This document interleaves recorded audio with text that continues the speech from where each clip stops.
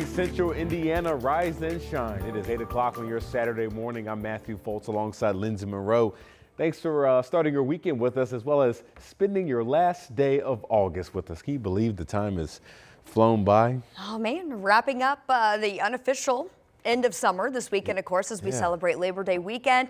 And we're doing so with the cold front that's coming in. Yeah, that's right. We were doing it with a few showers as well. We're expecting this morning. That's right, and they are out there. So that's why I want to start with live Doppler 13 radar, where we've actually had a couple of storm cells capable of producing some isolated damaging wind gusts moving out of northern Owen County, now into Morgan County, as this whole storm complex tracks off to the east. So I do want to point out where we've been watching some of this storm development over the past couple of hours. Really, this is just the past 45 minutes. This boundary is moving into a more unstable part of central Indiana and southern Indiana. And as it does, more storms are being triggered because of that. We've got these brief heavy downpours, now starting to see some lightning becoming more widespread. That's the case down in Bloomington to Martinsville, as well as these storm cells that have fired up between Columbus and Greensburg.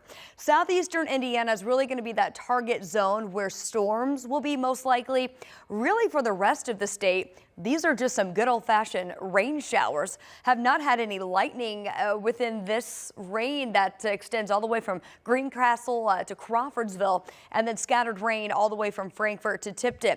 But notice, just north of there, places like Kokomo to Lafayette, you're already starting to see this pattern becoming drier as this boundary will continue to shift from the north to the south today. And that's basically going to be where the rain and that storm activity will become most likely across southeastern Indiana. So the farther north you live, better chance you have to miss out on the rain today. Most of the rain out there now will continue to wrap up over the next several hours. By this afternoon, we are looking mainly dry from north to south. 73 currently in Indy, same deal in Shelbyville.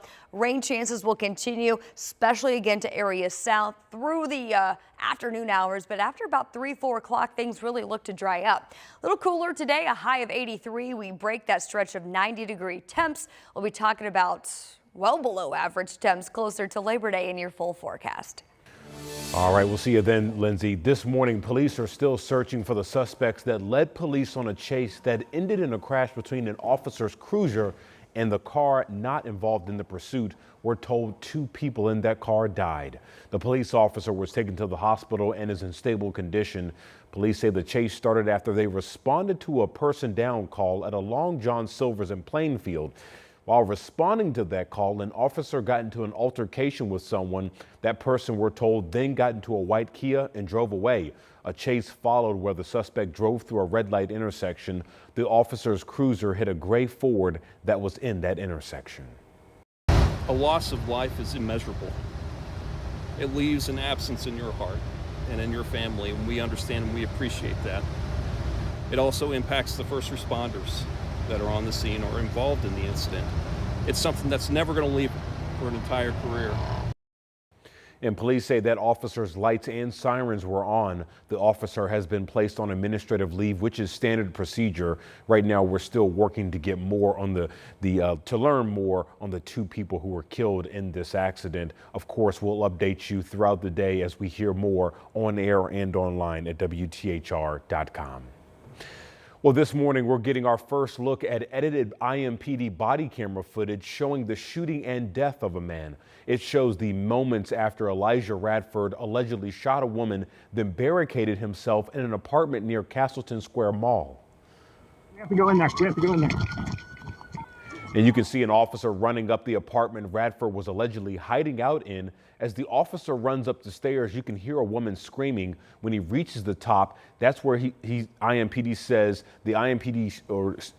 the body camera footage shows Radford holding a knife. Now, after several commands from police to drop the knife, an officer shoots Radford twice, killing him. Now, these attacks were not random. The woman Radford shot in the hand was his wife. Parents of a Westfield teen have a warning this morning after their son was severely injured in a trampoline accident. They spoke with our Karen Campbell about how it happened and the message they now have for others. Corbin Phillips is a bright and active 16-year-old. The Westfield teen loves practicing his flipping moves and gymnastics. He was good at it. But nearly 1 week ago, Corbin had an accident on a trampoline in a backyard. And he was halfway through the second rotation when he was head down and landed. His father, Matthew, rushed to his side. He was in the middle of the trampoline and was face down, screaming that he couldn't